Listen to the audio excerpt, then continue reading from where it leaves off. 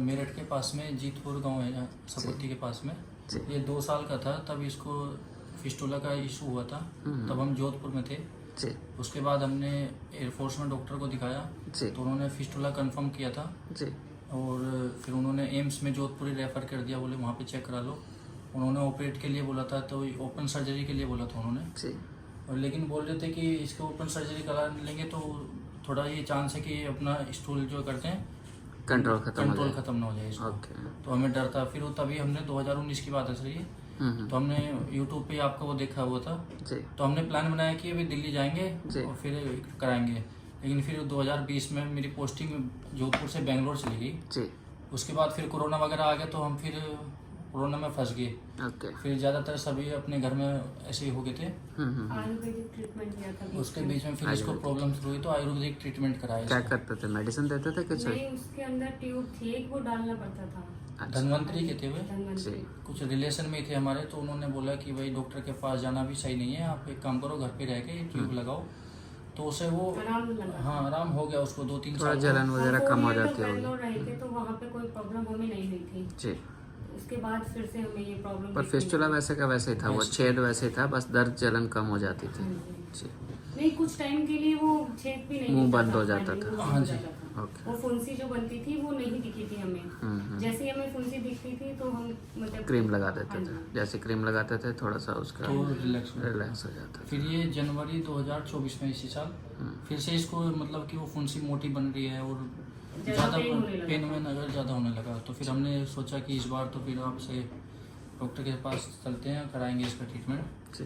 फिर हमने मार्च में अपॉइंटमेंट लिया था और अप्रैल में ऑपरेट हुआ इसका। कितना सिटिंग सोच रहे 2-3 थे हम? सीटिंग के लिए बोला था कि मैक्सिमम 3 सीटिंग तक जाएगा, लेकिन एक ही सीटिंग हुआ है इसका।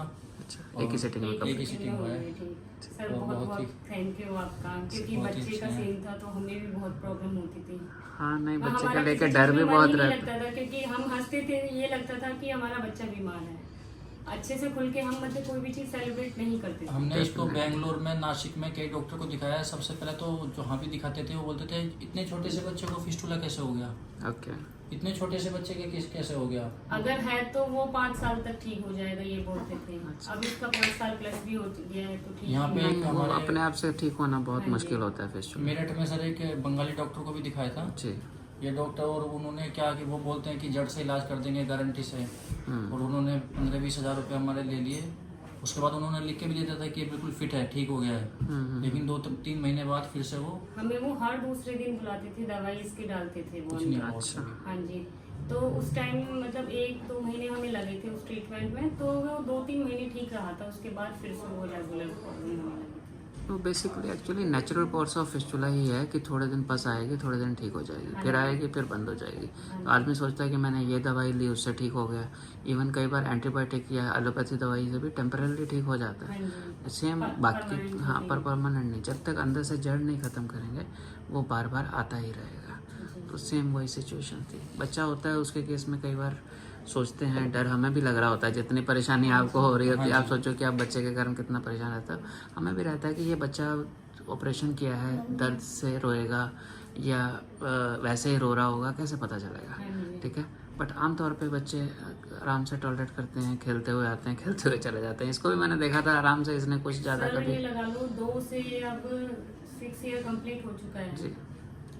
तो कितना साल इसने मतलब टॉलरेट किया। हाँ, एक तो वो टॉलरेट किया, पर ड्यूरिंग ट्रीटमेंट जो थोड़ा बहुत तकलीफ होता हाँ है जी। तो आमतौर पे लोगों के मन में बहुत डर होता है, पता नहीं कितना दर्द होगा, कैसे करेंगे हाँ जी। मैनेज, क्या होगा। पर वो कैसा रहा? आप अगर आपने आपको तो पता ही है ना कि कितना बहुत पेन कहता था कि नहीं नॉर्मल सर, सर्जरी के बाद थोड़े दिन बाद ही खेलने लगा था ये। 2-3 दिन बाद के ज़्यादा? एक वीक के तक बाद हमने भी ही इसको हमने अलाउ थोड़ा नहीं रेस्ट करने दिया था, क्योंकि बच्चा रेस्ट करेगा उतना ही जल्दी आराम लगेगा। ठीक है।